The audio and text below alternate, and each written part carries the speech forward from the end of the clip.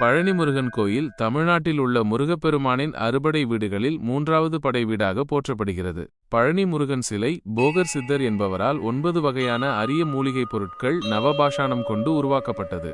இந்த சிலை மீது செய்யப்படும் அபிஷேக பொருட்களுக்கு மருத்துவ குணங்கள் இருப்பதாக நம்பப்படுகிறது.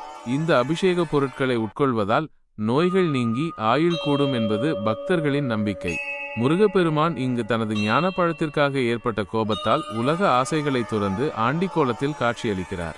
மனக்குழப்பம், தீராத நோய்கள், வழக்குகள் போன்ற பிரச்சனைகளுக்கு ஆண்டிக்கோல முருகனை வணங்குவது மிகுந்த பலனை தரும் என்று நம்பப்படுகிறது.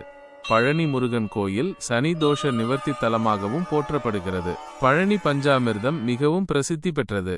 பழனிக்கு வரும் பக்தர்கள் தவறாமல் பஞ்சாமிர்தம் வாங்கிச் செல்வது வழக்கம். முருகப்பெருமானின் ஞானத்தையும் அருளையும் வேண்டி லட்சக்கணக்கான பக்தர்கள் இக்கோயிலுக்கு வருகை தருகின்றனர்.